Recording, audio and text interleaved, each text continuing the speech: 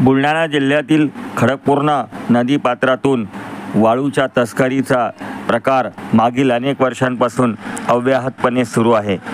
याला स्थानिक नागरिक व काही सामाजिक कार्यकर्त्यांकडून वेळोवेळी विरोध केला जात असला तरी महसूल प्रशासनाच्या छुप्या हातमिळवणीमुळे व या प्रशासनातील काही अधिकाऱ्यांच्या वरदहस्तामुळे वाळू तस्कर हे कमालीचे शिरजोर व निर्ढावले आहेत. अशा परिस्थितीत इसरूळ मंगरूळ ग्रामपंचायतचे माजी सरपंच व युवा सेनेचे उपजिल्हा प्रमुख संतोष पाटील भुतेकर हे एखाद्या शिलेदाराप्रमाणे हा प्रश्न धसास लावण्याचा प्रयत्न करत आहेत.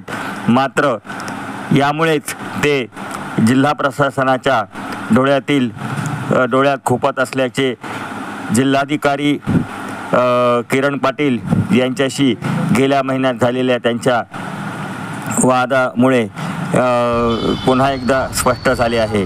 या पार्श्वभूमीवर संतोष भुतेकर यांचे आंदोलन मोडीत काढण्यासाठी किंवा त्यांच्यावर दबाव तयार करण्यासाठी जिल्हा प्रशासनाकडून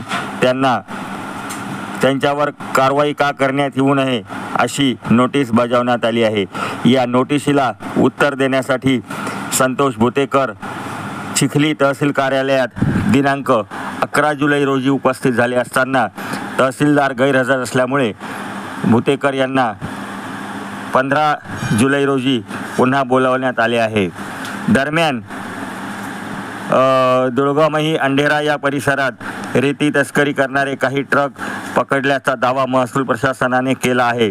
मात्र हे ट्रक स्थानिक नागरिकांच्या जागरूकतेमुळे पकडल्याचा आरोप आणि ही वस्तुस्थिती संतोष भुतेकर यांनी आपल्या बोलण्यातून स्पष्ट केली आहे, व्यक्त केली आहे. संतोष भुतेकर यांनी त्यांना मिळालेल्या नोटिशीबद्दल MH28 न्यूज लाईव्हशी काय संवाद साधला ते पहा या व्हिडिओमध्ये.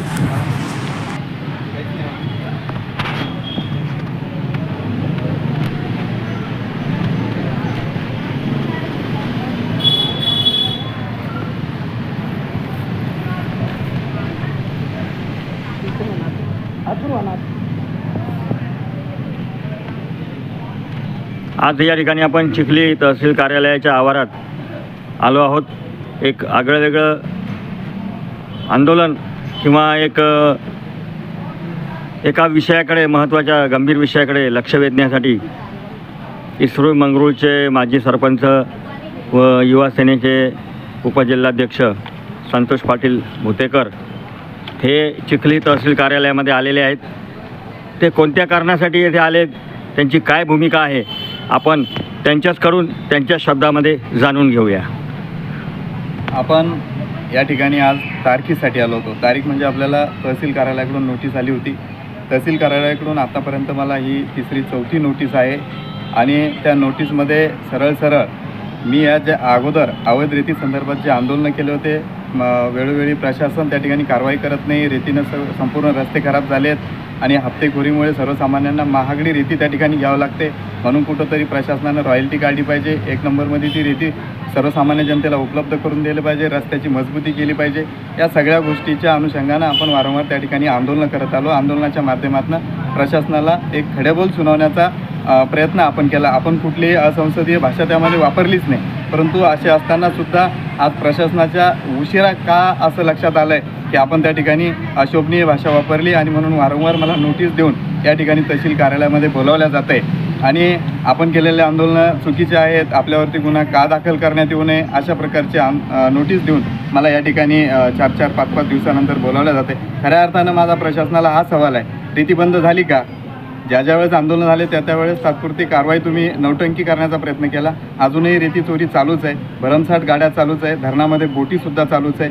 आम्ही तुम्हाला फोन करतो, तुम्ही फोनही त्या ठिकाणी तहसीलदार साहेब उचलत नाहीत, कारवाया त्या ठिकाणी ठोस होत नाहीत. जिल्हाधिकारी महोदय आमच्यावरती त्या ठिकाणी त्यांना गारानं सांगण्यासाठी गेल्यानंतर फिसकतात. अशा पद्धतीमध्ये लोकशाहीला त्या ठिकाणी लोकशाहीचा गळा दाबण्याचं काम खऱ्या अर्थानं महसूल प्रशासन करतं आहे, एवढं 100% खरं आहे. आणि या महसूल प्रशासनाला कारवाई करण्याची मानसिकता यांची नाही, इच्छा यांची नाही. आणि त्यामुळं आज मी या ठिकाणी तारखेवर आलो असताना नोटीसचा जबाब देण्यासाठी आलो असताना मी आगळ्या वेगळ्या पद्धतीनं मला ही जी महसूलची जी भूमिका आहे ही पटलेली नाही. याच्या विरोधात माझा जो लढा आहे तो चालूच राहणार आहे आणि म्हणून मी आलो की हे महसूल चोर असूनसुद्धा शिरजोर का होत आहे आणि ती भूमिका स्पष्ट करण्यासाठी खऱ्या अर्थानं मी अशा पद्धतीची टोपी घालून या ठिकाणी आलो आणि भविष्यातही येणार. या नोटीसला उत्तर देण्यासाठी आज चिखली तहसील कार्यालयामध्ये तुम्ही आलात आणि ये महसूल चोर है फिर भी शिरजोर है असं या टोपीवर मजकूर जो लिहिलेला आहे त्यातून तुम्हाला नेमका कोणता संदेश द्यायचा आहे? माझं असं म्हणणं आहे की मला जर तुम्ही नोटीस देता अरे की बा तू आंदोलनं करतोय, कुठंतरी प्रशासनाची बदनामी करतोय, वारंवार प्रशासनाला त्रास देतोय तर आणि त्यामुळं तू चुकीचं बोलतोय, माझं चुकतंय हे मला मान्य आहे. ठीक आहे, मी चुकतोय, मी तुम्हाला त्रास देतोय हे माझं चुकतंय, परंतु ती अवैध रीती जी चालू आहे ती आपल्याच आशीर्वादानं चालू आहे. त्यात आपलं चुकत नाही का? आपण त्याच्यावरती कारवाई का करत नाही? मग जर माझ्यावर कारवाई झाली पाहिजे तर आपल्यावर का कारवाई होऊ नये? याला जबाबदार असणाऱ्या अधिकाऱ्यांना का निलंबित करण्यात येऊ नये? त्यांना का बडतर्फ करण्यात येऊ नये? अगोदर आपलं आत्मपरीक्षण करा, आपण कुठंतरी चुकतोय का ते पहा आणि नंतर माझ्यासारख्यावर कारवाई करा. आणि तुम्ही जर त्याच्यावरती कारवाई केली, लोकांना रॉयल्टीमध्ये रेती उपलब्ध करून दिली, रस्त्यांची व्यवस्थित हे केली तर त्या ठिकाणी लोकांचे जीव जाणार नाही, रस्त्याची चाळणी होणार नाही, लोकांना रेती स्वस्त भेटेल आणि मला हे आंदोलन करण्याचं काम पडणार नाही. मग आज तहसीलदारांची भेट झाली का? आपण उत्तर दिलं का तहसीलदारांना? नाही, त्यांनी आज पुढची तारीख त्या ठिकाणी दिली. पुढच्या तारखेला पुन्हा मी माझ्या सहकार्यासह याच पद्धतीनं आता आपल्याला कोणती तारीख मिळालेली आहे पुढची? आता आपल्याला 15 तारीख दिलेली आहे. येणारी 15 तारीख? येणारी 15 तारीख. अच्छा अच्छा. त्या दिवशी पण आपण येणार पुन्हा याच पद्धतीने येणार. कुठलीही कारवाई झाली तरी त्या कारवाईला सामोरं जाण्याचा माझा ठाम निर्णय आहे. अशाच पद्धतीनं चोराच्या उलट्या बॉम्बा जर या महसूलच्या चालत असतील तर त्यांचं स्वागत आहे, त्यांचं अभिनंदन आहे. त्यांनी निश्चित कारवाई करावी. मी कारवाईला सामोरे जायला तयार आहे. येणाऱ्या 23 तारखेला जिल्हाधिकारी महोदयांना तसंही मानवाधिकार आयोगाकडून नोटीस आलेलीच आहे.